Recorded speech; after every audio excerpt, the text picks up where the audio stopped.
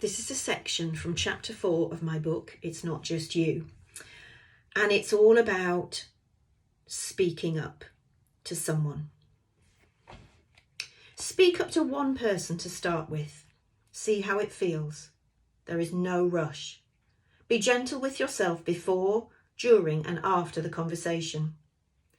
After the conversation, you may feel emotionally and physically exhausted, so schedule time to rest. Offer yourself compassionate touch and allow yourself to feel the emotions that come up. You could journal about it. It is incredibly powerful if you speak up and feel heard, seen, and believed. I found it intensely emotional, and it felt like such a breakthrough after years of being told my memories and feelings were wrong. Danielle Burnach says, trauma is personal. It doesn't disappear if it isn't validated. When it is ignored or invalidated, the silent screams continue internally heard only by the one held captive. When someone enters the pain and hears the screams, healing can begin. And that's from Emerging with Wings, a true story of lies, pain, and the love that heals.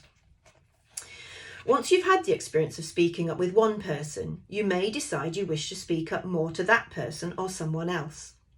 This may be the point at which you feel ready to seek one-to-one professional help. But it may be too soon for professional help. You might prefer a group setting. Perhaps see if there are face-to-face peer support groups in your area or online groups if you prefer to do this work virtually. Speaking within a group of people who understand your situation can be very powerful. But there is no rush, and as I say again and again throughout the book, there is no time frame for this work.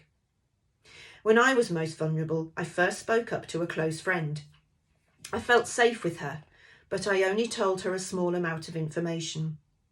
Starting to speak up was a big deal for me, so I took it gently. I dipped my toes in. I tested the waters. I whispered gently. A comfortable way to share with a friend who lives far away was to record audio messages and send them to her. I didn't tell her too much in one go. Some memories I wanted to share, some I didn't. It would have been too overwhelming for her if I told her lots of things at once, and it would have been exhausting for me. Memories were coming up all the time and at different stages. Once I processed some memories, others would come up almost shouting, "My turn now, you need to deal with me now." The beauty of voice messages is that there is no direct interaction. This felt safer for me. When I felt emotionally ready, I could listen to her messages, her reaction and her supportive words. Also, she could take her time to absorb what I was telling her and think about how she wanted to respond. In a face-to-face conversation, the listener doesn't have that chance. These memories are hard for you, but they can also be hard for someone else to hear about. This is hard work. Acknowledge your strength and your bravery, but do begin to whisper.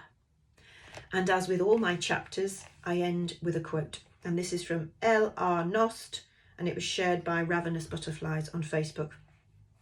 Tell your story, shout it, write it, whisper it if you have to, but tell it.